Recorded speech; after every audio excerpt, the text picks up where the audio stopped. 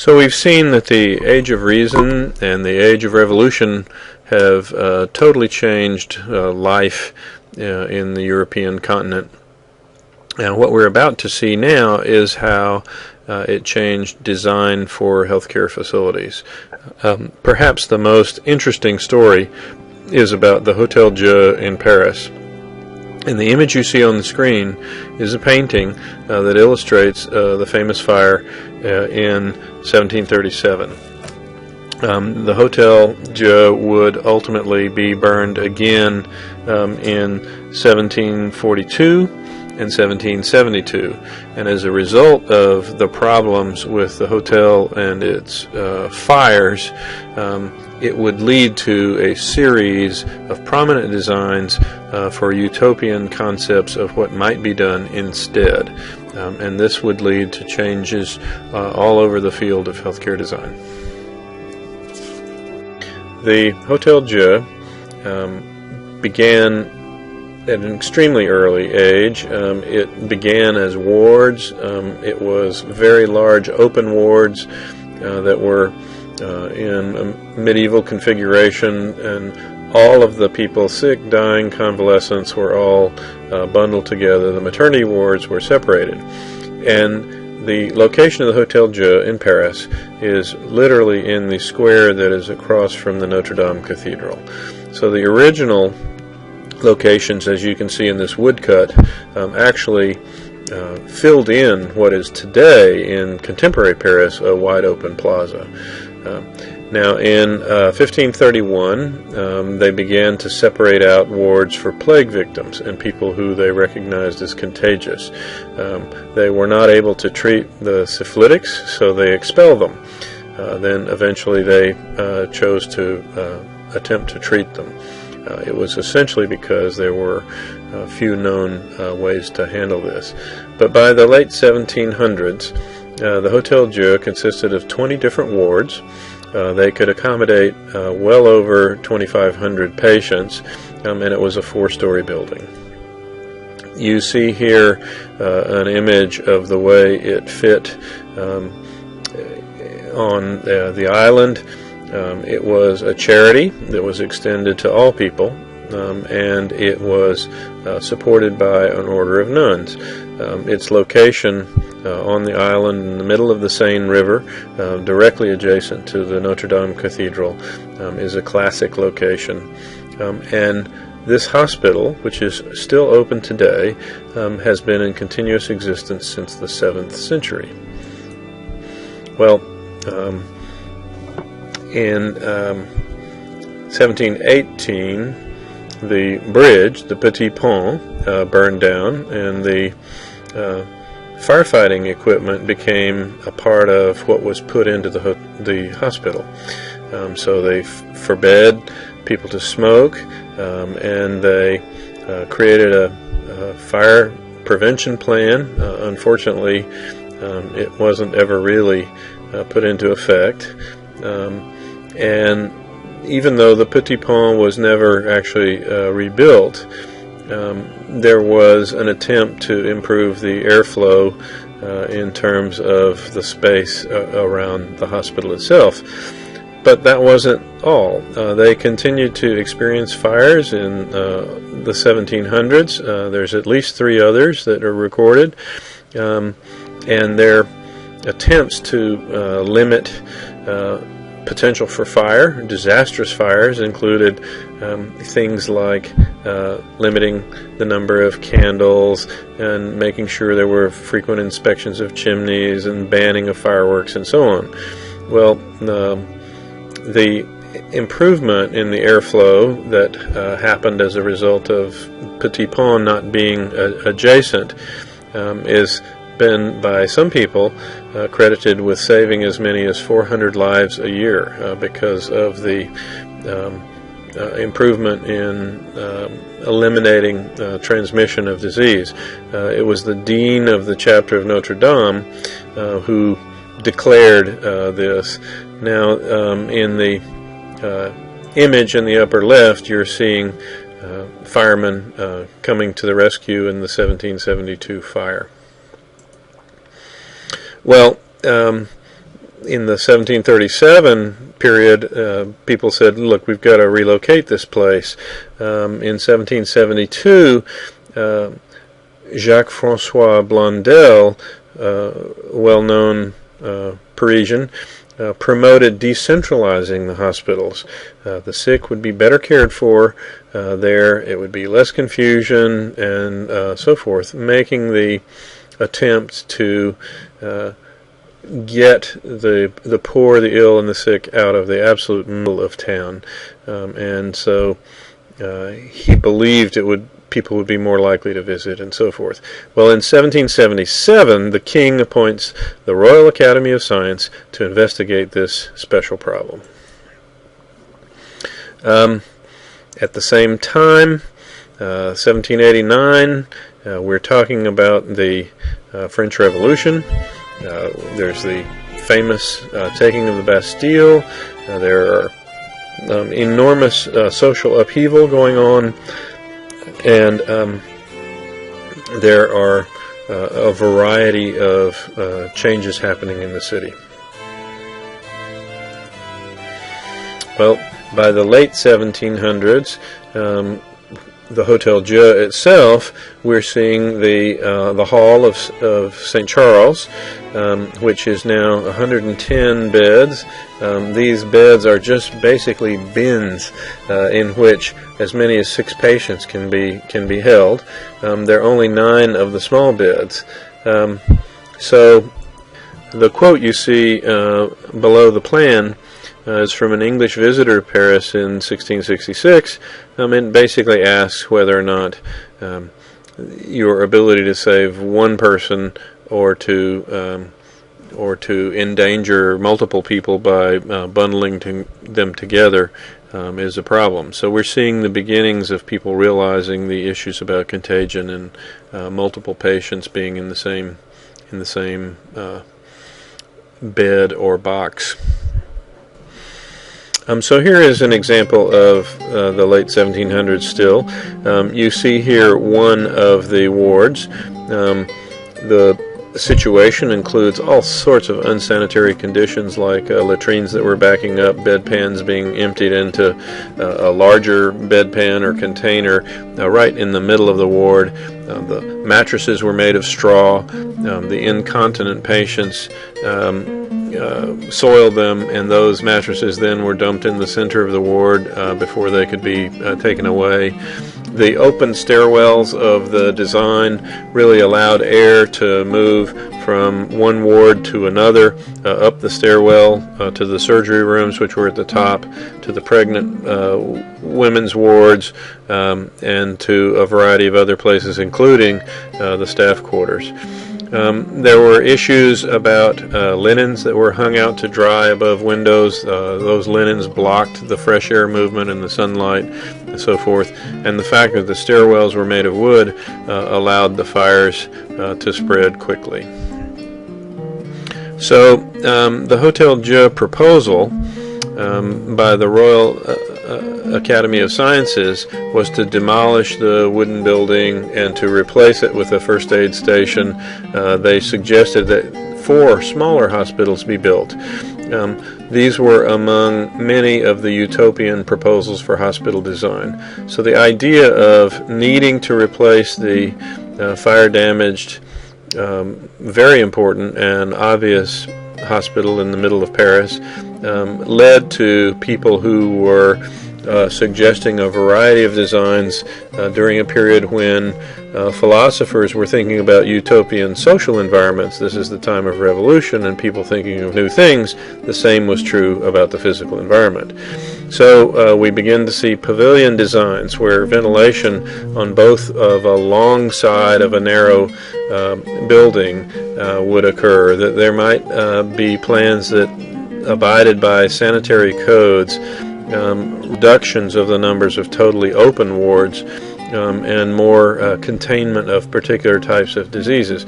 So the whole of these proposals and interesting designs were intended to correct problems that had been observed at the Hotel Dieu.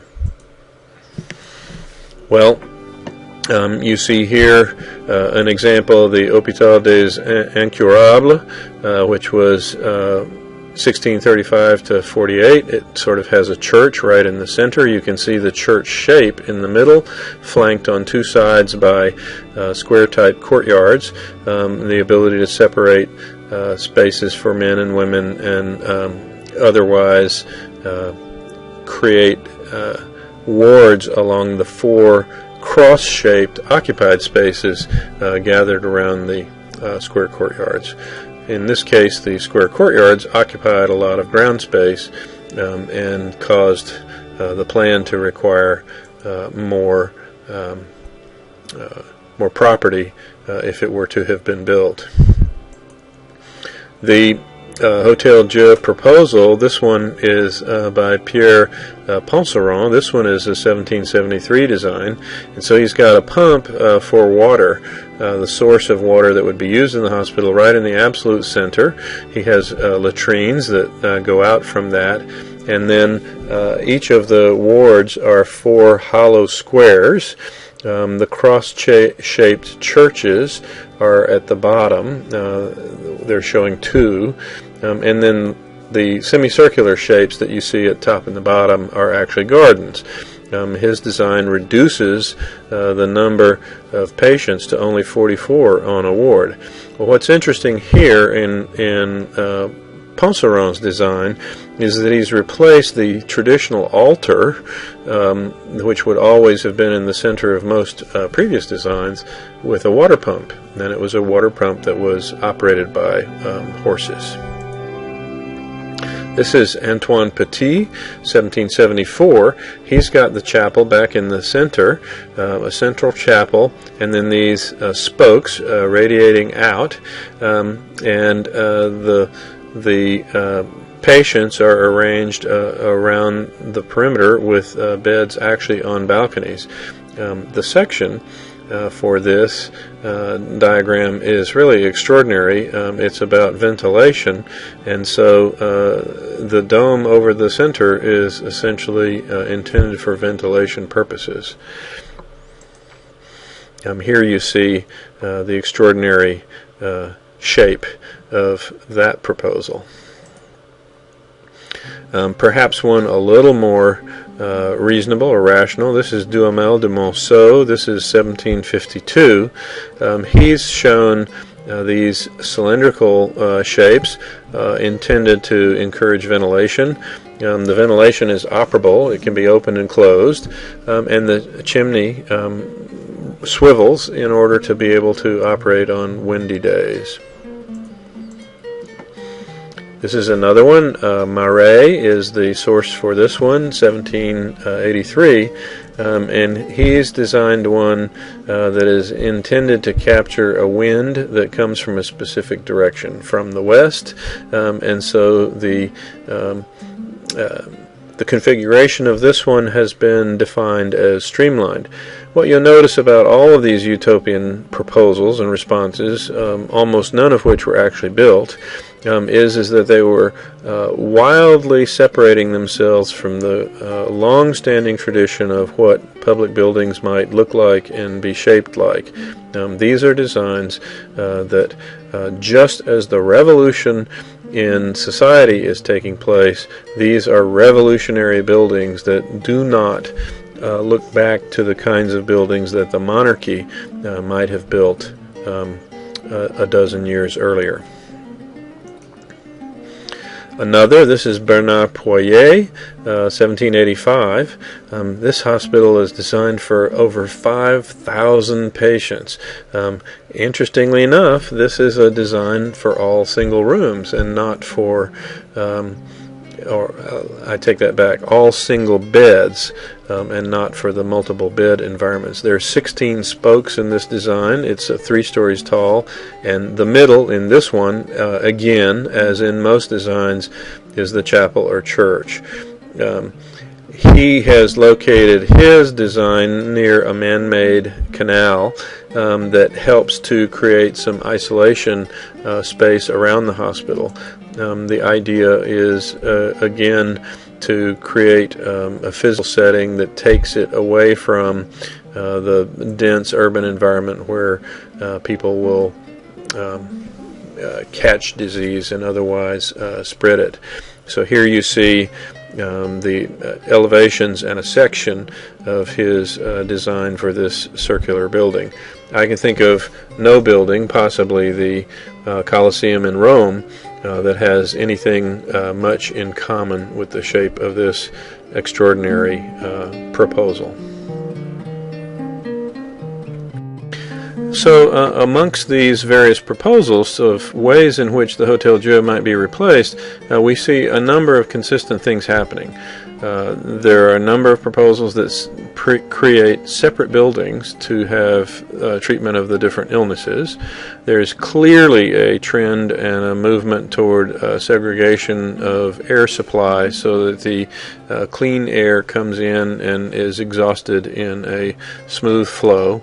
There are relatively low-rise buildings, no more than 3 or 4 stories, and in some cases less. And obviously, as a result of the issues associated with the fire, there were issues where the designs really tried to keep flammable items away from the patients.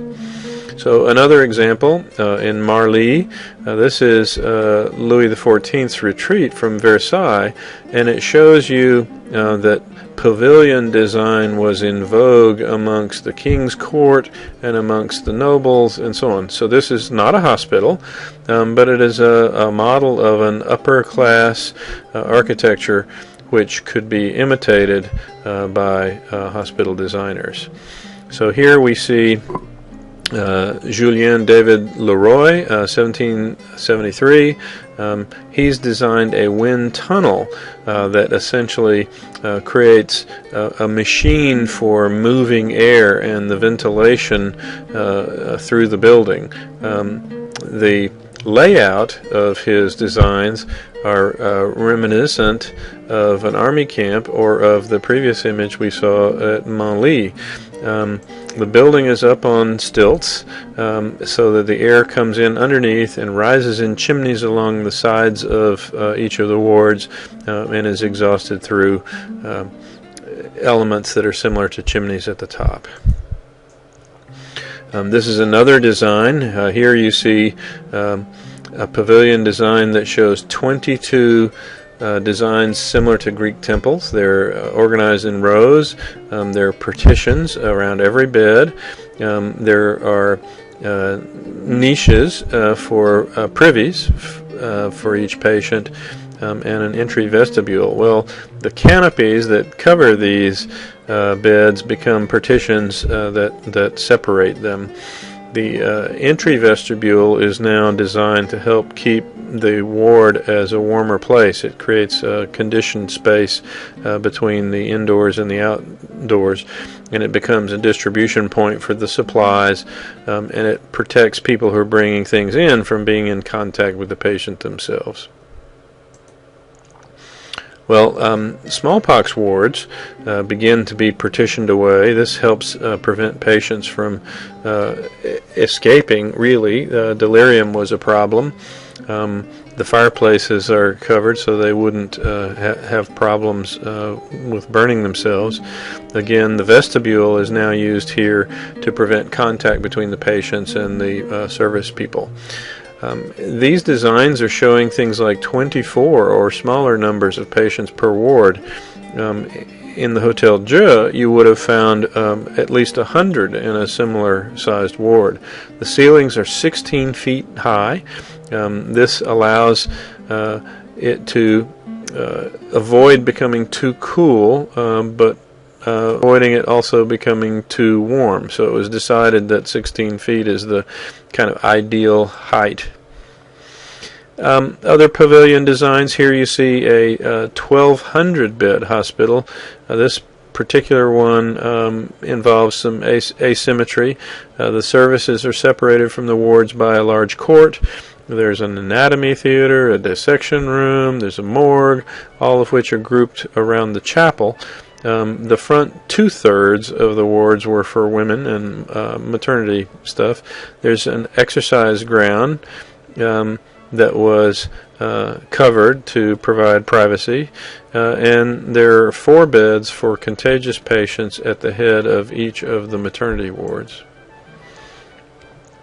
Now, this is the Academy of Sciences approved plan from 1788. They wanted 2-story buildings. They settled for 3 because they wanted to make it more compact.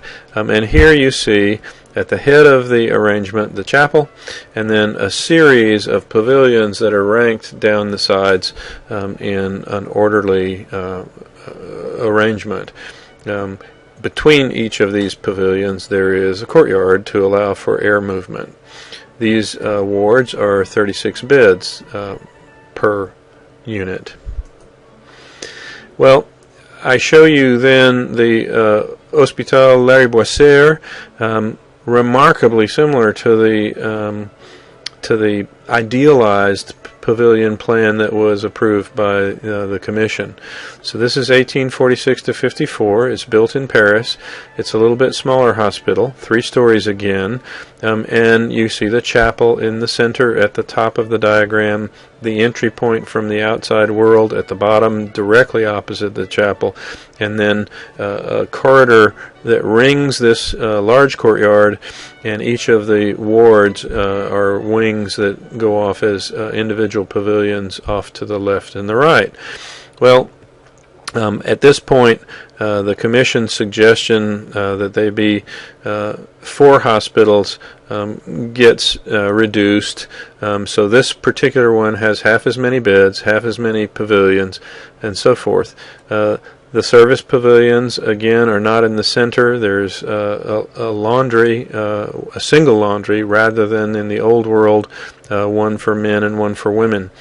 The orientation really is intended to increase the sunlight and the width of the pavilions and so on. Now, interestingly enough, the Hotel Dieu today is in a plan that is almost precisely the same plan. Here is an image of what the Hospital Lariboisière looked like, and it is you could almost take this precise same picture in today's Hotel Dieu. Now, what was going on in other areas? The Royal Naval Hospital in the UK, you see here courtyards, you see the entry points, you see the symmetry, you see the space around the edges. This is in Plymouth, England. It's in the sort of late 1700s, 1760s. And it is the way one would treat a group of men. So this is a seamen's hospital. It was one of the most up-to-date hospitals of its time.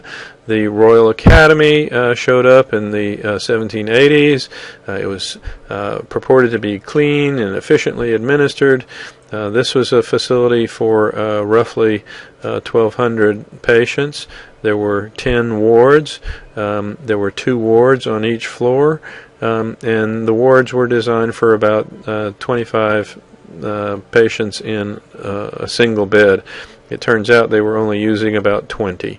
There was a central chapel, and there were some staff apartments. Now, in this case, there were separate areas for men and women. There was boundaries and so on to keep the children from running away and so forth. And the maternity hospital aspect really wanted some sense of secrecy. Presumably, many of these were women having children out of wedlock.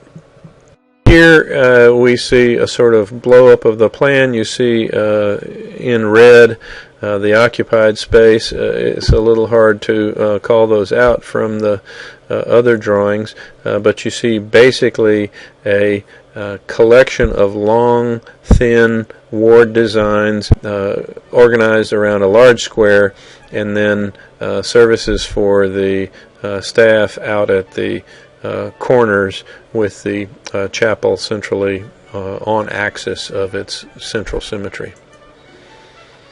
Well, the Hôpital Saint-Louis, built on the outskirts of Paris. This is built in the 1600s. This was an annex to the Hotel Dieu, and it was intended to serve for contagious disease. So this was one of the predecessors to the Pavilion plans. You were seeing, because it was a smaller facility, some separation of the wards from the outside world, an outer wall, an inner wall. The space inside becomes ventilation. There's a barrel vault that allows for the movement of air. The cupola is part of a chimney effect for ventilation. And some innovations such as a warming kitchen located on every ward. Now, in this case, the wealthy victims of plague might have had a room of their own. There was a special entry point for at the church for the outsiders who were healthy to come and make visits. Back in the UK, St. Bartholomew's in the early 1700s. This is a James Gibbs design. Again, the fireplaces and the chimney effects were used for ventilation at one time of the year and for heating at another. The administrative building is the one in the foreground, and then there are 3 ward buildings that frame the rest of that courtyard. Christopher Wren has got a hospital in his portfolio. It's not always talked about when his work is discussed. This is at the end of the 1600s, the beginning of the 1700s at Greenwich. At the head of this particular configuration is Queen Anne's house, which was designed by Inigo Jones. Wren was not allowed to mess with Jones's design, but you can see he organized around a central courtyard and flanked with pavilions that have a lot in common with the pavilion designs we were seeing in France at the time. Well, things that were going on at the time in the 1660s, there were plagues in Marseille and in England. In the 1720s, Richard Mead is writing a book, a discourse on the plague, and he identifies causes of epidemics and talks about contagion and the predisposition of the atmosphere causing the plague. It's evident that infection is not received from the air itself, however predisposed without the concurrence of something emitted from infected persons. So we're beginning to see the beginning of understanding the causes and prevention of the plague. John Pringle, who is a British Army physician, begins to tell the story of a crowded British military hospital in Germany. The patients were hospitalized for dysentery, which was not particularly serious, but half of them died of fever, which was probably typhus. All of the attendants caught the fever as well. Half of the attendants died, and the inhabitants of a nearby city also caught dysentery and fever and were nearly completely wiped out. James Tilton, who is a Army physician in the American Revolutionary War, reports about an account of 37 out of 40 members of a regiment who died in a Bethlehem, Pennsylvania hospital. There was an accidental discovery about the survival rates. When the military hospitals were overflowing, patients were put in barns or haylofts. Despite the fact that these patients faced these kinds of poor weather conditions, they were much more likely to recover than those that had been sent to the hospital. So Tilton actually proposed a log cabin based on Indian hut designs and recommended tents in warm climates and log cabins in cold, and identified the need for a well-ventilated situation. We see in this period of the 1600s and 1700s, we're seeing the growing realization that disease is spread from one individual to another, that factors like separation of patients into single beds and the ability to increase ventilation and separate the buildings is what is driving the design of healthcare facilities in the Western world.